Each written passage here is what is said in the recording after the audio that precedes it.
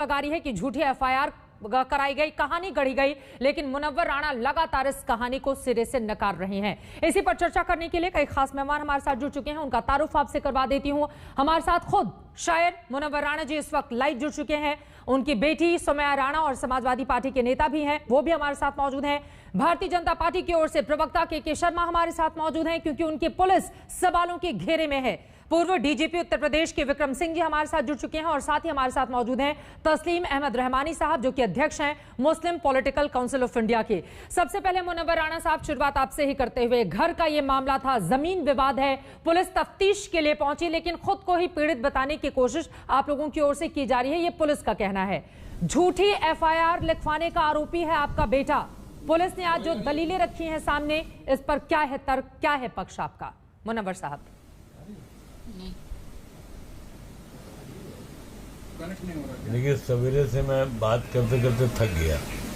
आप बाइट ले लीजिए। लेकिन एक बात मैं ये अर्ज करना चाहता हूँ कि मेरी शिकायत न इस पर है कि पुलिस इन्वेस्टिगेट कर रही है, मेरी शिकायत न इस पर है कि तबरेज फरिश्ते पैदा हुए हैं, मैं ये भी नहीं, लेकिन तबरेज के खिलाफ कहीं न कोई एफआईआर है, न कोई उनका क्रिमिनल बैकग्राउंड है, न उसकी माँ ने जब दूध पिलाया था तो उसमें हराम की कमाई थी। मेरे ये पाले पोसे हुए लोग, मैंने पूरी जिंदगी, जिसमें बहुत से लोग बैठे हैं जो मेरी पूरी जिंदगी से वाकिफ भी होंगे, कि पूरी जिंदगी मैंने इसमें खर्च कर दी कि जब मैंने आंखें खोली थी, बड़ा हुआ था, तो जो पोस्ट कार्ड आते थे तो उन पर लिखा होता था अनवर ड्राइवर, किला बाजार, रायबरेली। तो हम जिंदगी की जुल्फ संवारे चले गए, एक जिद सी हो गई थी नसीब मुस्तहर के साथ। तो सिर्फ अपने बाप को एक इज्जतदार शख्सियत बनाने के लिए हमने पूरी जिंदगी झोंक दी। हमारी ऑटोबायोग्राफी में भी है कि हमारे बाप एक ट्रक ड्राइवर थे। उनके साथ मिलकर जब उन्होंने हमको, जब वो हम बड़े हुए, बीकॉम कंप्लीट भी नहीं कर पाए थे, सेकेंड ईयर में थे, उन्होंने अपना तमाम काम मेरे हवाले किया। बीमार रहते थे, 14,700 रुपए की पूंजी हमको दी कि बेटा मेरे मरने के बाद तुम अपनी माँ और बहन और भाइयों को पाल लोगे। मैंने पूरी जिंदगी अपनी झोंक दी। इसके बावजूद न मैं इनको क्रिमिनल होने से बचा सका, न मैं इनको कमीना होने से बचा सका। अब मैं इसीलिए मैं ये अर्ज कर रहा हूँ कि जो सरकार कल रात में अचानक आ गई थी, जैसे शराब खानों पर हमला किया जाता है, जैसे तवाइफ खानों में हमला किया जाता है, ऐसे एक जब मेरे घर पे हमला किया था तो मुझे उठा ले जाना चाहिए था या मुझे मार देना चाहिए था। इसलिए कि जिस शख्स ने पूरी जिंदगी एक इबादत की तरह गुजारी हो, उसके भाइयों के किरदार पे गौर नहीं किया जा रहा है। हम मुजरिम हो गए, हमारा बेटा मुजरिम हो गया।